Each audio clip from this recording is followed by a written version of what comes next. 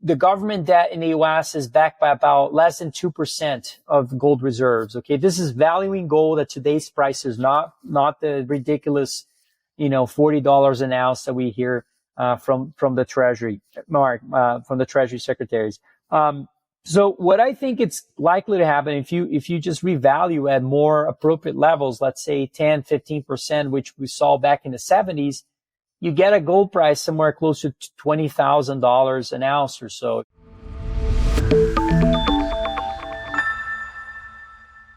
Greetings and welcome to our Wealthion show. My name's Trey Reik of Bristol Gold Group, and we're here today with a very interesting fellow from a very interesting firm, Tavi Costa, macro strategist at Crescat Capital, a Denver-based asset management firm with a uniquely macro bent. Tavi's actually joining us from Brazil today, and we thank you very much for taking the time to visit with us. My pleasure to be here, Trey. Looking forward to this conversation. Excellent. So lots of firms claim to be macro-oriented, but everything Crescat does actually has a distinctly macro bent. And over the years, I've read your stuff, and your contributions are frequent and provocative commentaries on macro topics with an emphasis on monetary affairs and precious metals. As I said, I've read your stuff for years, and I think your special talent is construction of truly unique charts and developing your case. So your charts are ubiquitous, I think, out there in the monetary sphere. Always fun and informative. But for viewers who may not be familiar with your firm, I thought you could start us off with a brief overview of Crescat and your three primary investment strategies. Sure. First, thanks for having me, and it's great to be back in this channel. Well, Crescat is really focused on three strategies. We have a global macro where we can invest on any asset, and then a long short fund that is only equity focused, and then a precious metals fund that we launched in mid 2020, right after the COVID recession, with the idea of really investing and deploying capital in the mining industry, of which we have very strong views, and we did a whole unique sort of way of investing in that space, particularly investing in exploration and small cap stocks. It's almost like a hybrid venture capital approach, of which we are taking risk of investing in small companies that we believe have, securing mineral deposits that are incredibly valuable. And by doing that, we also improve our odds by doing activist approach towards those companies to help them in their drilling seasons. My work is mostly on the macro side, so I'm very focused on always identifying long-term trends. Since 2018, 2019, I've been very constructive on gold and the metals. I think that has done very well, and it's great. But I think that there's a lot of other ramifications that will come from this particular long-term trend. I believe gold is just at the beginning. It's, a lot of people see this as potentially the end. It's obviously not the very beginning. We've seen some of that move, but there's a lot of other assets that need to catch up to the metal, of which we historically tend to lag a little bit before we see the bigger moves. And so I'm extremely excited about some confirmation of the thesis, but personally, I think there's a lot more to go. Great. And what's the relative size of the macro versus the gold strategy versus the long short to the firm? Where would you say your primary focus is? The macro fund and the precious metals fund are about the same size. And I would say that a lot of the assets that we own in a global macro fund do have a lot of precious metals. And so there's an overlay of the strategies, of which when we were running global macro, we thought, well, we've got all these assets in the precious metal space. Why not break it a whole sleeve of that and created an entire strategy out of it? Because a lot of people were, not in agreement with some of the other views we've had. And I would say that it's much easier to create a niche strategy into one small space. I mean, I love macro. I think macro is one of the most attractive ways of investing when you compare that with value investing. However, the big complexity of it is for a lot of people, they have issues understanding what you're long and what you're short overall. And, when you're trying to be a large institution, hedging an exposure to a macro fund, it could become a little bit challenging because that exposure is somewhat unknown. And so when you're creating these sort of pockets of strategies on the side, that then, generate, just as good of an asymmetry from my standpoint, I think it's quite attractive. So that's, just why probably precious metals have grown so much as a fund for us. And, but I think there's a lot more to go. We'll get back to the precious metals fund specifically more at the end, because I think your activist approach definitely deserves a little bit of attention. It's fairly unique in the precious metals sector. But I think the best way to explore your general views is your firm has a overarching macro theme, which you call the Great Rotation. And there's a few components to that philosophy. Do you want to give us a few minutes on that? The great rotation is the idea of how we may see, you can call a rebalancing rotation, use any name you want, but it really comes from the fact that we've seen financial assets become extremely overvalued. And you can kind of dive into that. The beginning of all this was looking at equity markets in the US relative to commodities, relative to hard assets. And clearly we're seeing one of the most undervalued periods for hard assets relative to financial assets probably in history. When you dive into the financial assets problem and you want to understand where that's coming from, yes, there's some broad issues as well, but it really is specifically coming from the US. It is specifically coming from technology here in the US as well, or there in the US. And so I think that this is quite normal. We see leadership take place in some parts of history, and then that changes. And I think what people are missing is that these types of outperformance from one sector, they don't last forever. Those things change over time. And taking a step back and thinking, okay, maybe it's too much hubris to think about what causes the rotation. And macro, from my understanding, humble understanding of how things work, is certainly all these things, they don't happen abruptly. You can kind of see these things from signals coming. It's almost like the gold market. You think about how miners have been lagging. Gold started to move. It's like the least risky way of investing in hard assets. When you think about it, it's probably gold. It's got less volatility. It's got a lot of liquidity. It's a huge market. So that's where people went for it. And then as they feel comfortable and make money on that idea, they start thinking about, okay, where else can I take more risk and more asymmetry, hopefully, in order to, accomplish my goals. And that's when you start seeing this capital movement into the seniors, and then finally into the other parts. And I think we're in the process of seeing this great rotation already happening. I mean, we're seeing mega cap companies starting to struggle. We're seeing other sectors of the economy starting to do better. People questioning earnings and other things that are supposedly supposed to grow forever. But we all know that there's an end to those fundamentals improvements. And so we're kind of in the middle of in some parts of the rotation are happening much quicker than others. But if you think about it, there are other parts of it, like the dollar. The dollar is highly linked to gold in terms of when you have a gold secular bull market, the dollar tends to also peak. And you have this sort of long-term downward trend of the dollar versus other fiat currencies, nothing to do with gold, but all to do with the fact that people are starting to sell their US-based assets, buying international assets, and also buying other things that are supposedly not connected to any sovereignty, so hard assets. And so I think all these things are unfolding currently.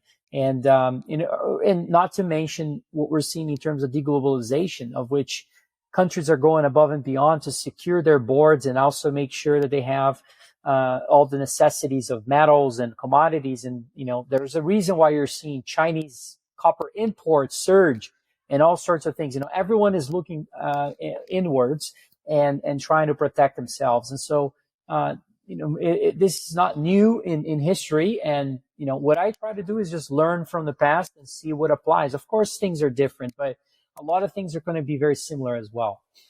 Well, picking up on that thought, I happen to notice that your three funds have pretty gaudy year-to-date performance. I think they rank in the 2, 3, and 6 without going into specific performance numbers in the Preqin hedge fund universe. So can you share with us what are the reasons, what are the themes, in terms of portfolio attribution, what themes are working out for you in the funds that have you so high in the performance tables? I would say 1/3 of that came from the mining space. Mining has done very well this year. A lot of mining companies are at their 10-year highs, and but the juniors have lagged, but they're still performing well. So we still have that level of performance attribution coming from that industry.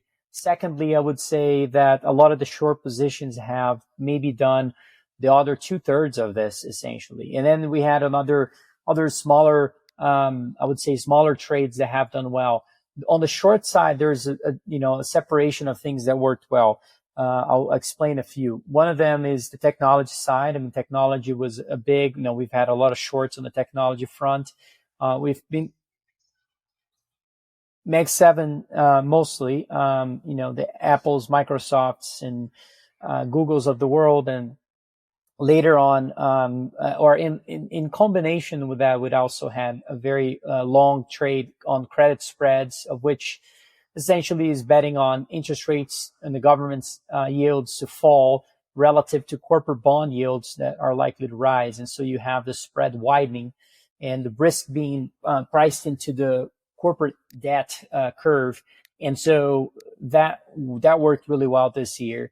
And so, that's another portion of it. And I would say one thing I have very strong conviction. Of course, we had some trades on the dollar as well. The dollar did quite well on the back of all these changes. But also, one thing that I even wish we had a much larger position I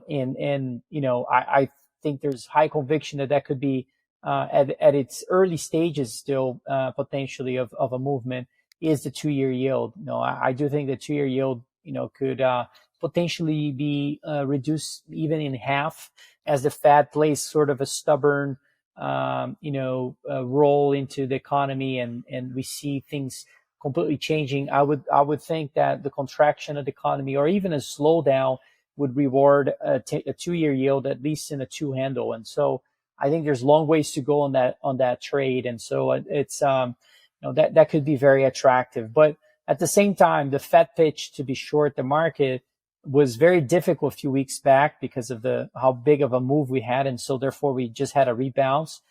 But now it's starting to look a little bit more attractive. Of course, it's not as attractive as it was at the beginning of the year, but so you have to size it appropriately. But yeah, I mean, I think there's, ultimately there's a lot of other things that have not worked yet in the portfolio that I think could potentially be part of it.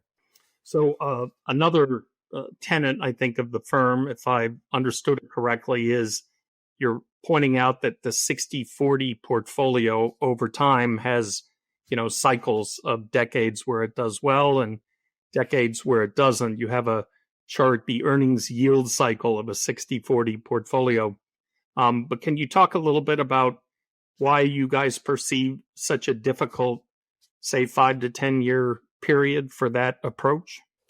Well, just looking back for the last 15 years of performance in S&P 500, it's just quite unusual to see another 15 years of this level of performance. And so starting from that point, gravity still works. And so it's hard to be extremely bullish after one of the most outstanding performances for overall equity markets we've seen in history. And so it's really difficult. In fact, when you looked at corporate earnings, I believe that the last 15 years was by far the best corporate earnings growth we've seen all the way back to the 1900s. The last time we saw something close to that was in the 1920s. And then that led to the Great Depression. Now, I'm not here to say we're going to see the Great Depression either. All I'm saying is growth like of that level, is quite extreme. And usually people start extrapolating that we're going to see more of that. And it's just not usual. That's actually the unusual part of the cycle. And so, it's just looking at things from a risk standpoint. And when you think about the 60-40 allocation is kind of embedded in this view that, treasuries will always come for the rescue when the equity markets fall. And this recent change of behavior in the macro environment is absolutely critical. I mean, what we're seeing in terms of equity markets falling and the treasury market also falling is something to be aware of. Now, I do think there's a short near-term opportunity in treasury markets as I presented on the 2-year yield front. But ultimately, it does question where interest rates are in terms of the valuation of equity markets still. I mean, equity markets don't usually bottom at a 30 plus CAPE ratio, of which is what's been used in that chart that you're referring to. And so I don't understand this overall bullishness and level of conviction that the market would just keep going up when you have these types of valuations.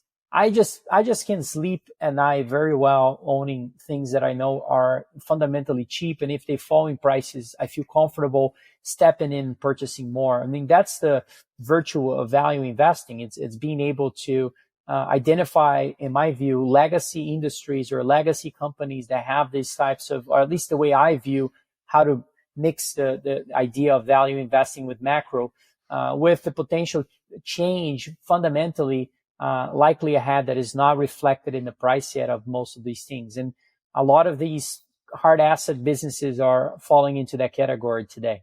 Excellent. So again, along these lines, you've talked about commodities a bit. Another chart we'll put up is your chart on the relative valuation of commodities to equities. And we're pretty darn near historic lows in terms of the relative valuation of commodities. Can you talk a little bit about that? Yeah, that's, there's two stories when you look at that chart. I mean, there's a story of the fact that we've had commodity prices go into one of the worst periods in history, all the way back to the 2020 levels. And then after the response from the policymakers that we've had from the COVID recession, that sort of unleashed the hard assets thesis in a large way.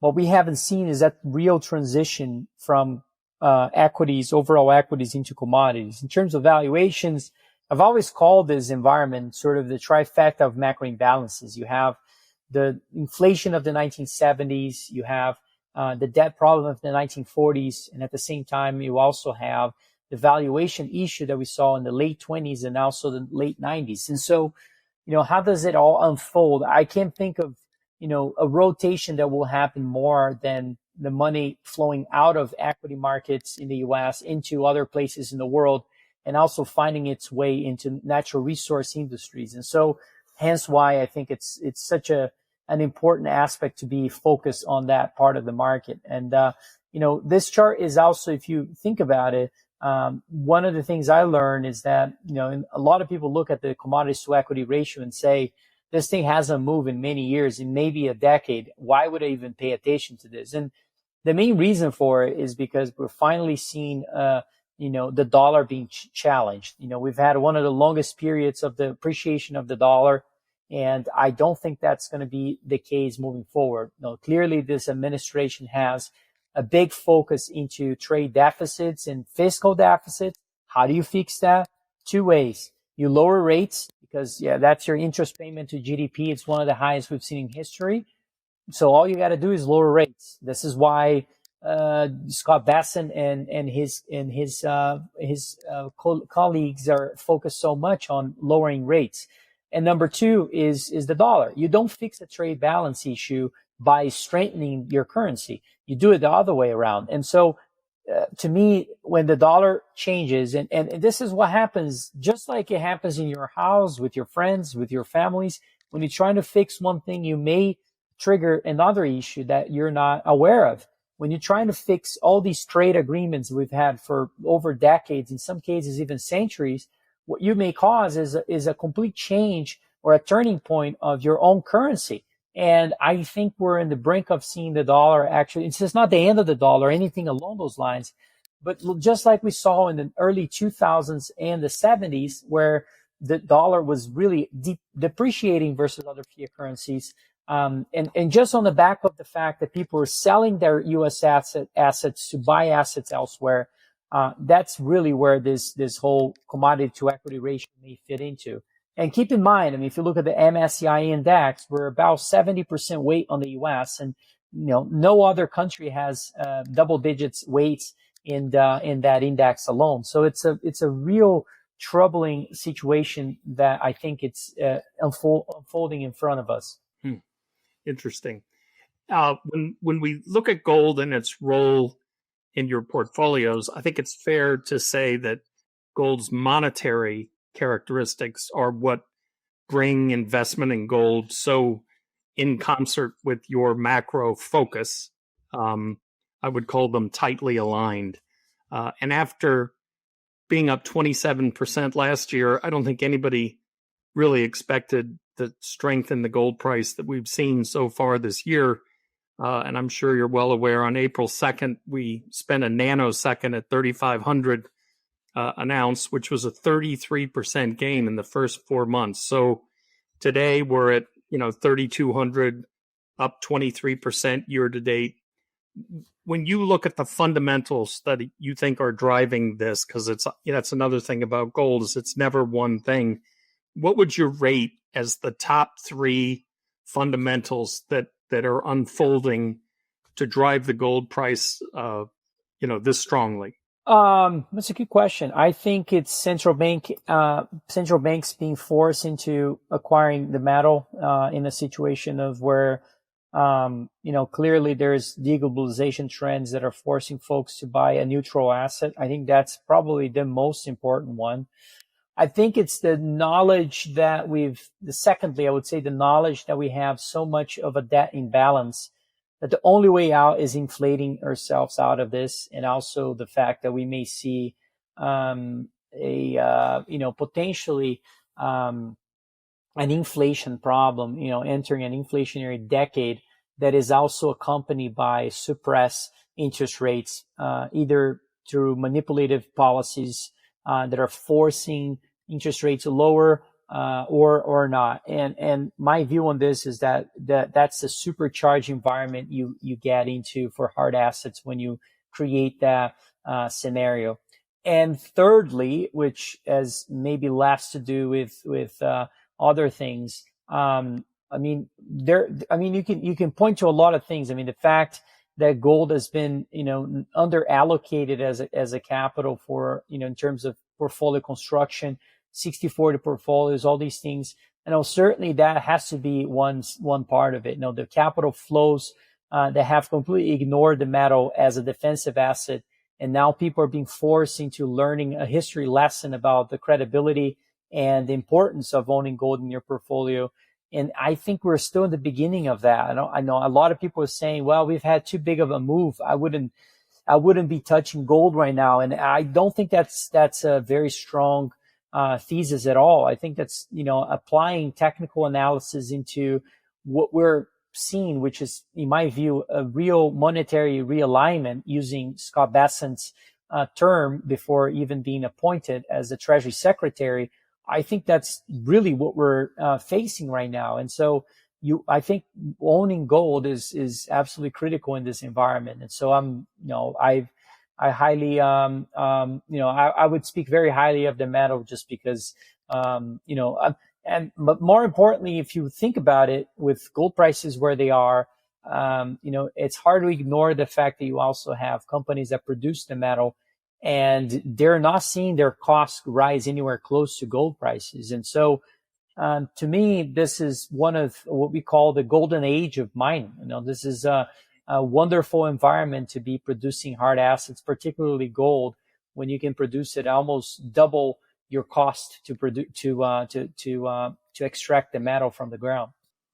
So another chart that we'll throw up is your history of gold cycles, which has the three big moves in the 70s, the 2000 to 2010, And then I don't know where you'd start this one, 2018, and you list the sort of fundamental reasons in each part of the cycle. And the list in the current environment is as long as the other two put together and doubled. So what specifically is coming together here that gives you that confidence that we're early in the cycle? We've covered some of that, but you have that long list of things that have come together that haven't been around in prior cycles. Well, the initial part of this chart was just first, I realized how there has been not much of a conversation about the supply of gold and the fact that we usually see before or in the middle of a bull market for the metal, we tend to see production actually in a declining trend. And certainly is what we're seeing today.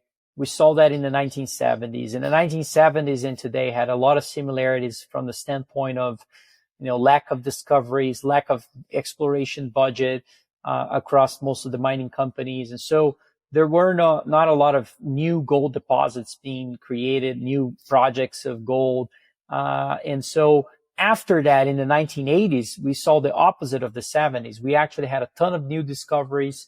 It was one of the most prolific periods of finding gold deposits in the world. And so, which is in line with the fact that gold prices fell significantly. It was also a period where the Treasury market became really cheap. Imagine you're getting double-digit interest rates at that time. Inflation's at its peak, and the whole sentiment on gold prices are trading at, historical high levels relative to other assets. And so, of course, it's time to be looking at other things. And so, I think that the difference, however, when something I wanted to emphasize is that there were other trends that we saw the metal do very well that had nothing to do with some of the factors that are driving today's gold environment. Like in the early 2000s, there was no central bank buying gold. In fact, it was net selling of central banks of gold, and still gold prices did very well.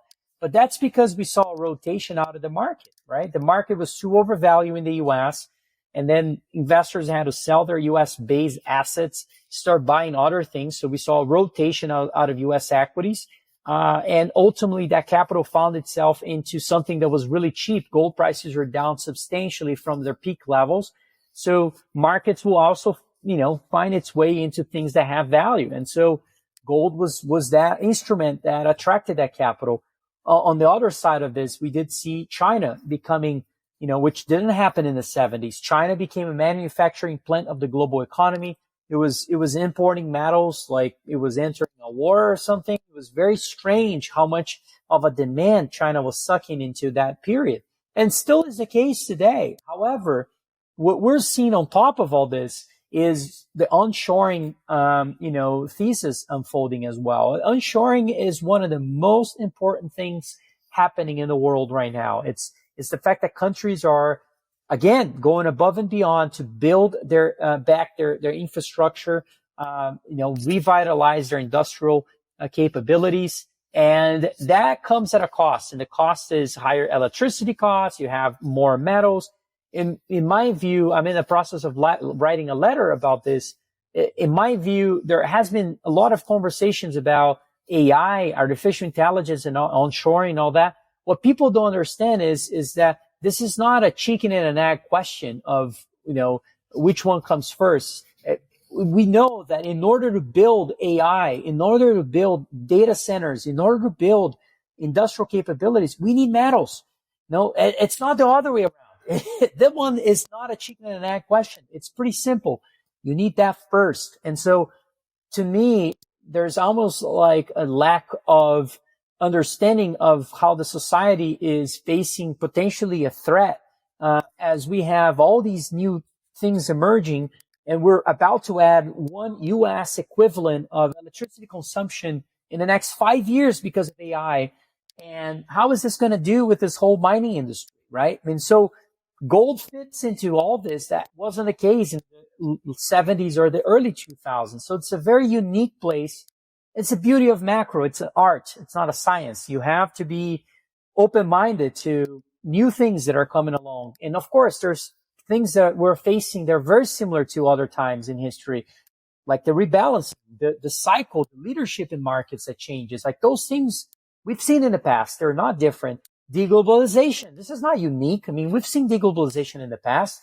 They happen to happen when you are at all-time highs in debt as well. So, it's they're not a coincidence. So let's take your enthusiasm, which is contagious, I must tell you, and turn it around a little bit, because people ask me all the time, do you think gold is a permanent investment? And similar to what you just said, I always point out there's decades, like the 80s, interest rates were high and falling, inflation was high and falling, productivity was high, GDP was growing, and savings were still large in the United States. Now all of that reversed in 2000. So you get decades where it makes sense to own gold and decades where it's less compelling. So my question is there a combination? I think gold's all about imbalances, global imbalances, and how they've been built up and reinforced by the Fed, et cetera. Do you guys talk about the fact that there could be a time? What has to happen for gold not to be a mandatory portfolio asset? Do you envision, what we're looking for to tell us maybe the gold bull market has run its course? Oh yeah, I'm not a gold bug. I do not like when people characterize me as a gold bug, because I think there is going to be a moment where you want to sell your gold, and I think that, how do we define that moment? What are we looking for? How do we rate where we are? What are the fundamentals to watch on sort of timing? Because we've all been through the drawdowns, and I'm too old for the next drawdown. So I want to make sure that we, round this up a little bit more elegantly than we did in 2011. Well, I think deleveraging is going to be a big one, of the economy and global economy. We're going to see the deleveraging. That's going to happen. I'll use a term from Great Value. It's going to be beautiful or a disaster. I don't know. But at some point, the economy will have to devalue. We're going to have to reduce the amount of debt to GDP, either through a contraction or just, defaulting on the debt or inflating our way out. I mean, there's so many different ways, not too many, but there's some ways you can do that. And inevitably, we're going to get to a point where the debt to GDP ratio won't be as elevated. There's, not a lot of reasons to own gold in that world. I'll tell you that. And so secondly, I would say, especially looking at the cross, valuation, measurements, among different asset classes. Right now, gold's still really cheap relative to equities, relative to treasuries. And so are commodities as well, very cheap relative to those other assets. Once that flips, of which you will see in the chart, I mean, we're probably going to be at historical highs at those situations. It's time to start, wading into this other part of the market and starting to pay attention to, the general economy as far as, other companies that provide great value. I also think that this is a transition that is related to a lot of other patterns, like the growth to value. Like right now, you want to be favoring value for the next probably 5 to 10 years. There's going to be a moment to favor growth again, I'm sure, and it's the same thing with gold. So there, another thing is efficiency in general. If we do see some level of change in the growth environment that we have today. Like right now, given how much debt we have in the economy, it's going to be really difficult to increase growth. Gold does not like certainty. Now, that's for sure. Gold likes uncertainty. And so if we're able to somehow efficiently in 10 years from now, 5 years, 3 years, or 1 year from now, able to make that change and start to see growth again, yeah, I'm going to change my view. Not on the back of inflation. I'm talking about real growth. And so, yeah, I mean, I think there's going to be all the signs are going to be on the wall, just like they are right now. And a lot of people say, now we're going to keep going. And it's, it's a question of, for instance, sometimes you show charts like the CAPE ratio. Okay. That's a great example. CAPE ratio right now, it's at around 33 or so, 33 times earnings. That's a 10-year average earnings. And so and then when you show some folks that are bullish the equity market, they will look into that chart. They'll tell you, well, look at the early 2000s. We went all the way to 40. So you're telling me you're going to take the risk from 33, 34 to 40 versus just stepping, or stepping back and saying, well, look, there's too much risk here. I am the type of guy that's not willing to take that type of risk. I'm the type of guy who's willing to move in a different direction, and start looking at other things. I really don't think that's the time right now. I think that you're going to see other things. So, for instance, M&A in the mining industry. The mining industry will manifest a lot of that frothiness in the gold market like you've never seen before. You're going to see companies throwing, big capital into the projects that are not worth any money. Those are going to be more signs of why, CapEx is going to be at all-time highs relative to what they earn in cash flows and so forth. Like, those are going to be the big signs. Of course, it's not one or two metrics, but like, if we start seeing all these boxes checking, you're like, all right, well, we've gone up too much. The dollar is very devalued. Let's call the dollar is back to, on its back again, and it's very devalued, and who knows what world we're going to be in at that moment. But I'm happy to change my view. So I think it's going to be a list of these things that today are pointing to the direction that we still should own hard assets. Oh, and interest rates, right? Interest rates. If go back to a world where interest rates, let's say 10 years from now, are double digits. Yeah, I'm happy to own treasuries at double digit interest rates. Why not? So, I'm not saying we'll see that world, but I think that's, you have to be open-minded to those scenarios. You don't sound like the type of guy who throws around price predictions on gold, because I'm not in that category either. However, your firm does have a quant DNA level as well. And I'm just wondering, do you have any methods that you'd like to share on how you get a proper view on the appropriate price for gold, what it should be at today or in the future? Yeah, and I think the problem with price targets is usually that as you see things moving in your direction, the price target could change. And so that's the biggest concern is how the whole factors you're using to come up with that price, may change over time. I will explain one example of that. For instance, a lot of people use monetary base to try to price gold. What if monetary base, in 5 years it starts to contract for whatever reason? I'm not saying it will, but then it changes the completely of your the picture of your target price as well. So I'm just giving one example. There's a lot more other factors you can use. I use monetary base before, and I don't think it's very reflective of the gold price, just because it's a small number of what the dollars available out there. I try to use M2 money supply, but money supply, which is a broader way of looking at the amount of money available in the system, also does not reflect very well. We're about $20+ trillion in the US, of which it's not really reflective of all the dollars that are floating around. And then I use the government debt. Government debt is a really outstanding way of maybe looking at this, because that's, that really is majority of the dollars out there. So you've got about, just to make it math simple, about 35 trillion, more like 36, but $35 trillion, and then you look at, all right, well, $35 trillion, we revalue gold at its price today, how much gold officially the U.S. government has. We may say that the government securities are backed by military and other things, but ultimately is really backed by gold. And people will learn that lesson on this as well. A lot of people are changing their tune, saying, no, it's about military. It's really about the gold. Ultimately, whoever got more gold their currency will be valued, better, accordingly. And so I thought that was the best way to look at. And, back in the 40s, running, as we were getting into the Second World War, what we saw was that we were about 40% of the government debt was actually backed by gold. Well, that's remarkable. And then, as we saw money supply and debt creation in order to enter the war, that ratio declined, to, I don't know, 20% or so, or 30%.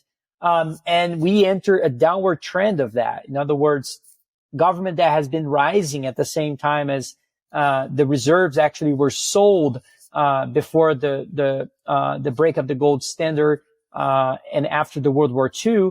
And since then, we've seen gold, reserves being basically static, at least as far as we know in the U.S.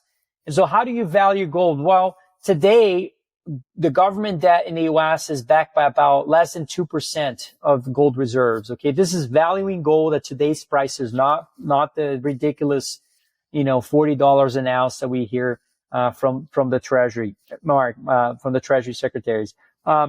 So what I think it's likely to happen if you just revalue at more appropriate levels, let's say 10, 15%, which we saw back in the 70s, you get a gold price somewhere closer to $20,000 an ounce or so. If you get it closer to the 40%, which is a very extreme number, you get it close to 50,000. So things are fluid, of course, but that gives you a sense that, this metal is really cheap at $3,000, $3,500 an ounce. I mean, of course, things move too fast in a quick direction. We can see a correction here and there, but that gives you sort of that, light at the end of the tunnel of where we could get.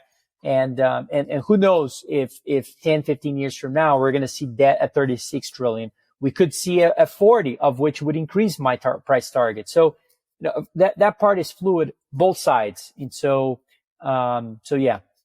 So, I think we would both agree that the monetary regime of the world, the dollar standard system, is evolving. And I think we both agree that the dollar is unlikely to disappear soon, but we're definitely sort of getting near a Bretton Woods type of moment. Do you think gold will play a role in the new monetary regime? I mean, I know central banks are obviously buying sort of twice as much as they did in the prior decade, but can a 25% cover clause on the Fed's balance sheet, that type of thing, do you think gold will play a role? I do, and it wouldn't shock me at all if it's the Treasury in the U.S. that is buying gold recently and driving the metal price higher.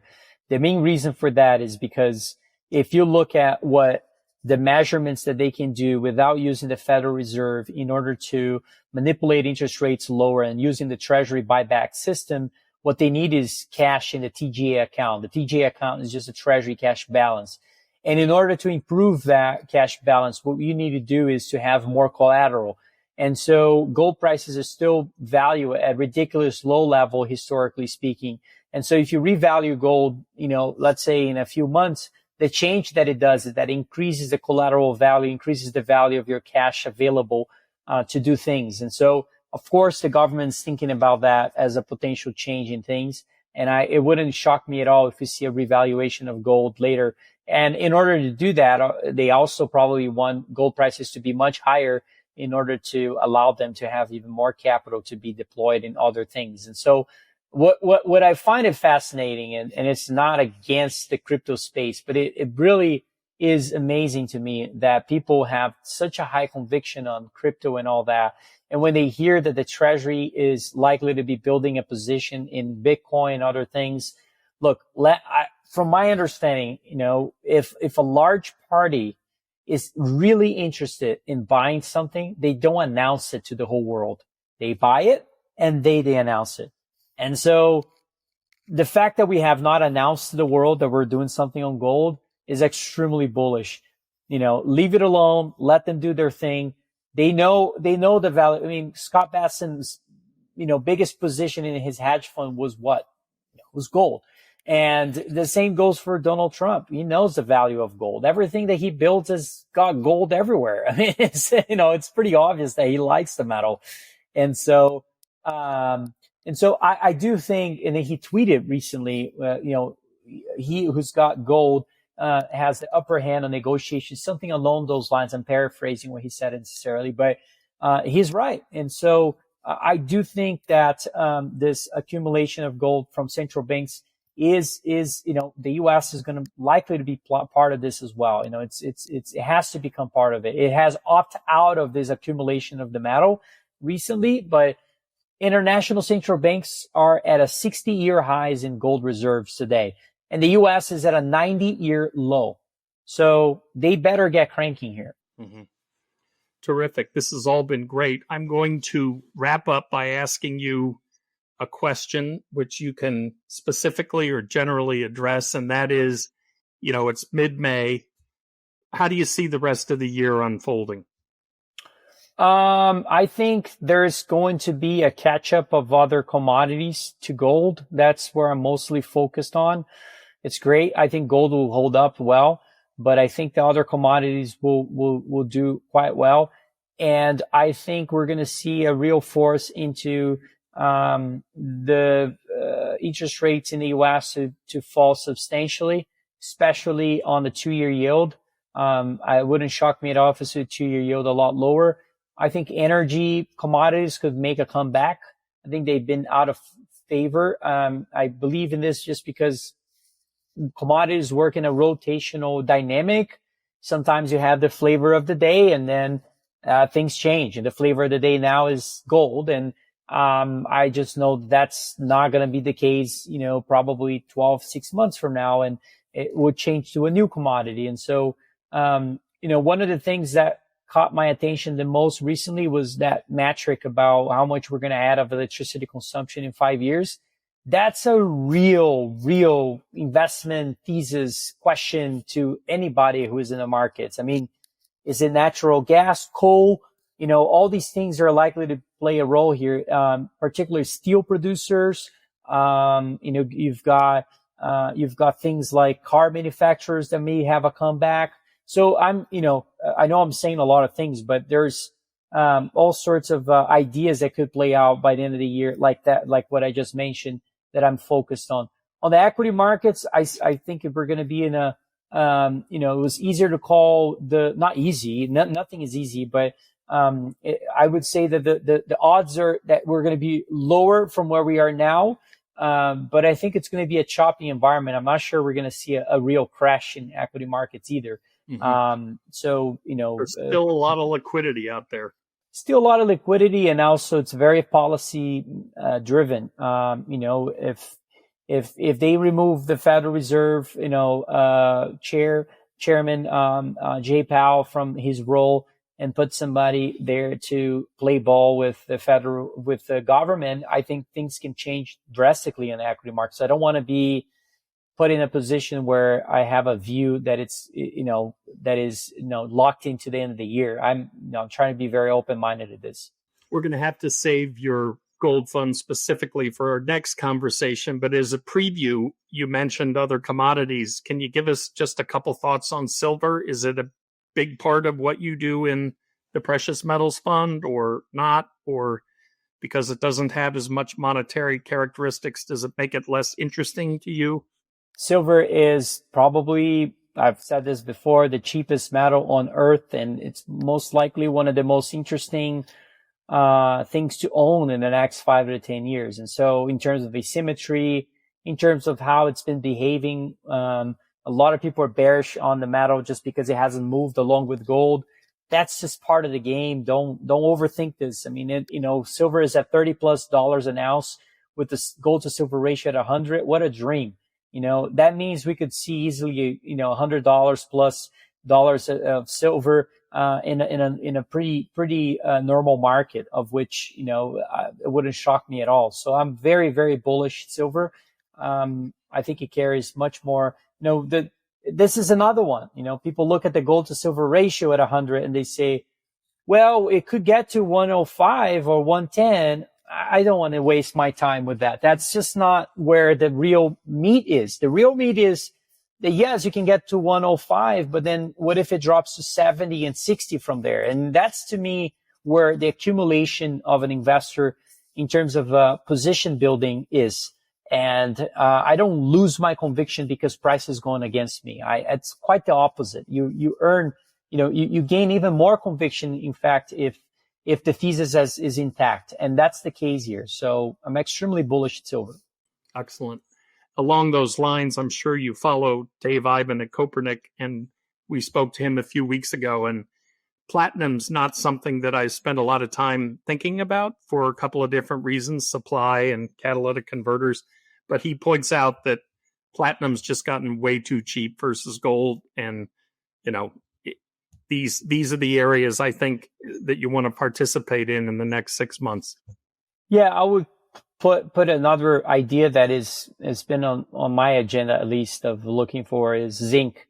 It's a role into onshoring and the rebuilding of America could be critical. And so I think that should be, it's a metal that has been, if you look at the long-term story of zinc over 1900s, you see a big channel where it hits the peak and then the bottom and peak. We're right at the very lower end of that, lower range of this zinc prices. And so I think that's something that is off the radar of a lot of people that could become on the radar. Got it. Tavi, thank you so much for your time. This has been great, and best of luck to you in your new adventures in Brazil. I know that you're relocating down there for at least part of the year. It looks like you need to fill up your shelves behind you with a few knickknacks, maybe a couple of photos. But we wish you the best of luck and look forward to checking in 6 months or so. Thank you. That's true. I literally moved in 2 days ago. So, so thank you very much. Appreciate for the interview. Time.